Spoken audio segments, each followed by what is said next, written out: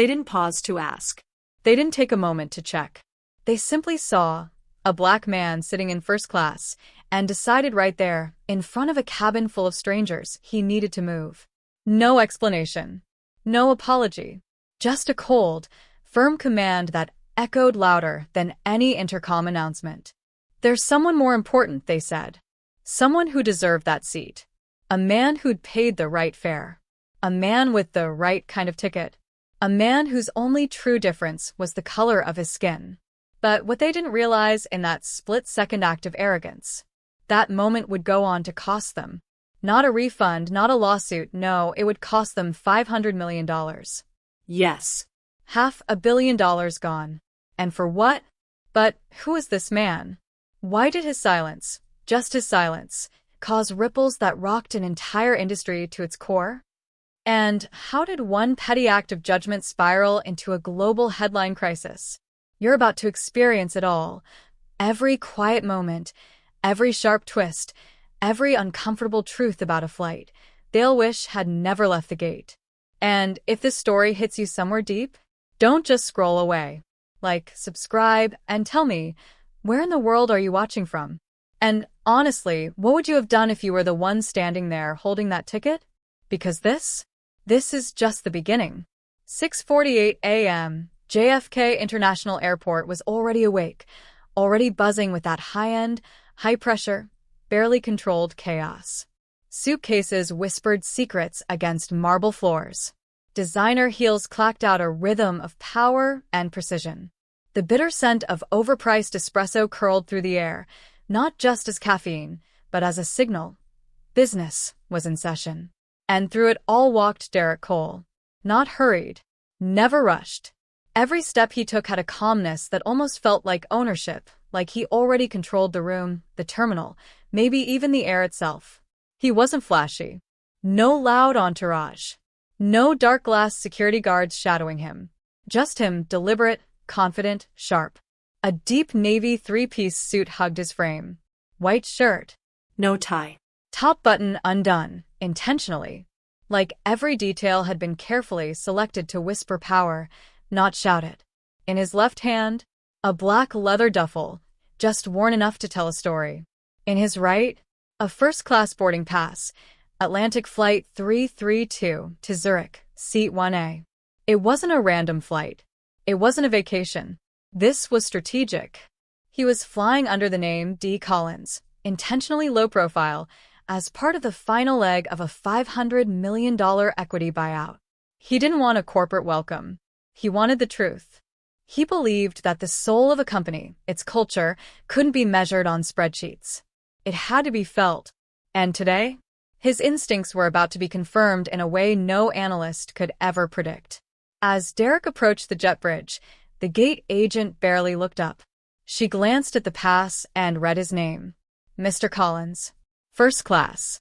You're good to go. Her voice was polite, but flat. There was no warmth, no recognition. It was subtle but loud. He wasn't what she pictured when she thought first class. And her eyes told on her. Still, Derek just smiled, that calm, steady smile, and stepped onto the plane. Inside, the cabin glowed in soft golds and warm tones. Every detail whispered luxury, not screamed it. The gentle creak of leather, the clink of fine glassware, the hush of exclusivity, all of it was curated, intentional. Derek moved with quiet confidence toward his seat, 1A. But when he got there, someone else was in it. A middle-aged white man sat there, like royalty on a throne. Charcoal suit, shine loafers, champagne in hand. He lounged like the seat had been custom-built for him. Barely looked up. Just scrolled through his emails like the plane belonged to his daddy. Derek paused, checked his pass again, 1A. He turned calmly to the flight attendant, tall, blonde, cold. Her name tag read Natalie. Excuse me, he said, steady as ever. I believe that's my seat. She scanned him, a quick once-over, efficient and cold, then gave a tight smile that never touched her eyes.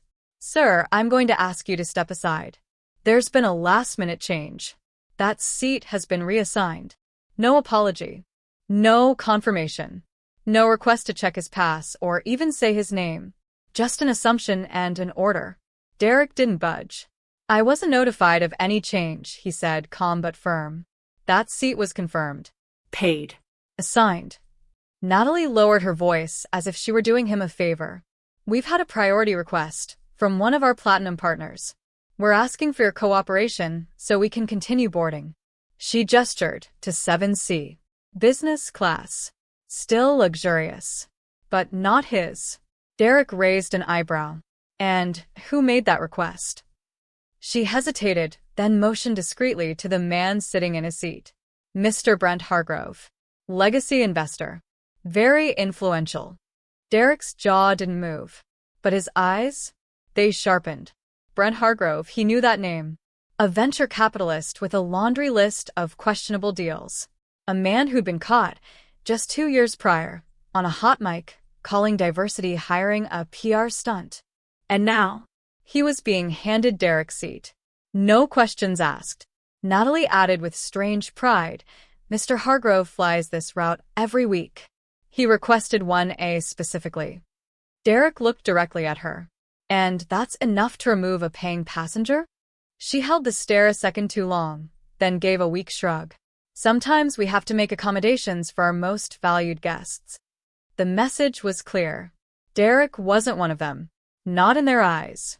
Around him, passengers began to stir. Eyes glanced over. Whispers began. One man leaned toward his wife. Others just stared. But Derek didn't raise his voice.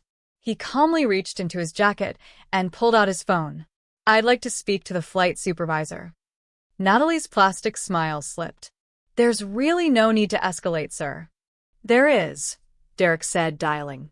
He didn't blink. Didn't back down. The silence grew. Heavy, sharp. Natalie's posture shifted, her voice now clipped and commanding. Mr. Collins, she said, with a forced smile.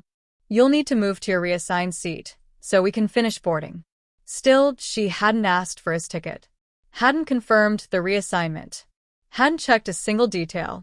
Just expected him to obey.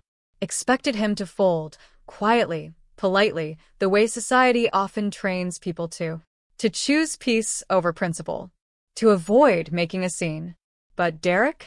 He wasn't built for that. He didn't move. Didn't flinch. His body said what his voice didn't. You will not make this easy. Natalie looked toward the gate and gave a subtle nod. A second flight attendant appeared, younger, uncertain, still clinging to the hope that the world was fair. His name tag read Evan.